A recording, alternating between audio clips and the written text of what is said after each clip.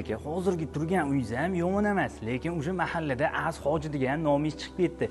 Endi Hoji akalarga faqat mana shunaqa qasr uylar yarashadi. Oyog'ini uzatib, yoningizga bitta kapuchino qo'yib yuboring. Mana fasadini qarang. Oshna og'ayni ulfatlar kirganda ham mana shu fasadga ozgina 5-10 ming terimib qolishadi. Mana buni qarang, tashqari tarafini qarang. Ko'chada to'y hasham qilganingizda ham uyaltirmaydigan mahalla. Bemalol ikkita mashinangizni ham soldirib qo'ysangiz bo'ladi. Bu yoq tarafdan letniy kuxnyasini qarang. Qozon o'choq, mangallari, bu yoqda sanuzel, ikki qismga bo'lingan zeleniy zona o'zini avtomatik paliflariga ega. Mana fasadni qarang, hamma joyi tosh qilingan. Aynan shunaqasini qidirib o'tdingiz-ku, Zodivon mahalladan sizni ko'nglingizga quloq solib bittasini topib qo'yganman.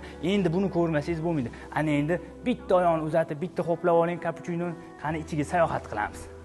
Mana qaranglar, xo'l bo'lsa mana shunaqa bo'lsin-da, kirib kelishinglar mana shunaqa katta xo'l bo'lsa odam bardili yorishadi-yu. Qaranglar, bu yoqqa mehki zona qilib qo'yib, oila davrasida mazza qilib o'tiradigan joy qilib qo'ysa bo'ladi. Bu yoqda uvlajnitsiyalar, shkaflar, ochsanglar, patsentniklar, kirib kelishinglar mana shunaqa garderobni, ya'ni oyoq kiyim va kiyim ilish uchun joylar tashab ketilgan. Bu yoqqa keladigan bo'lsa, ayollarimiz ko'proq vaqtni o'tkazadigan oshxona. Agar ayollarimiz oshxonamiz yoqsa, bitta maksimum like bosib qo'yasizlar.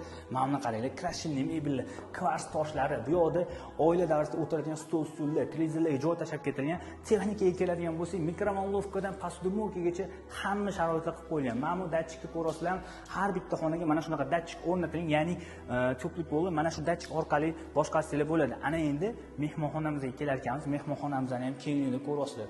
Xrustalniy qandillar kirgan odam bittada diqqat e'tiborini tortadi. Uchala etaj ham polностью ko'plik bo'lib, mana buni ko'rasizlar. Zinalari qanaqa chiroyli qilib qo'ygan, patsentniklar ega. Va bu yoqqa keladigan bo'lsak, birinchi etajimizda uchun ajratilgan sanuzel, shuni yonginasida master spalni, kattagina panorama oyna, o'zining ichida mana shunaqa chiroyli bo'lgan sanuzellarga ega. Ana endi sizlar bilan birgalashib spa zonaga yo'l olamiz. Mana buni qaranglar, spa zona bo'lsa shunaqa bo'lsin, ro'parasida haqiqiy toshlar qilib qo'yilgan. Bu basseynni qishin yozin cho'milsangiz bo'ladi. Ro'parasiga keladigan bo'lsak, turetskiy sauna, mana bu qarang, kengina joy, bu yerda ham stol qilib, mazza qilib dam oladigan joy qilib qo'ysangiz bo'ladi. Ikkinchi etajga keladigan bo'lsa, ikkinchi etajda naq 4 ta yotoqxona bor. Ulardan ikkitasi master spalni. Podvalga to'xtaladigan bo'lsak, podvalda kino zona, sport zona qilib qo'ysangiz bo'ladi. Inshaalloh niyat qilib mana shu uyga ko'rasiz, bitta xolis like bosib qo'ying. Eng kamida ota-onangiz bilan mana shunaqa fayzli uylarda yashashlik nasiba ro'za aylasin. Bu videoni Az akalarga yuborib qo'ying.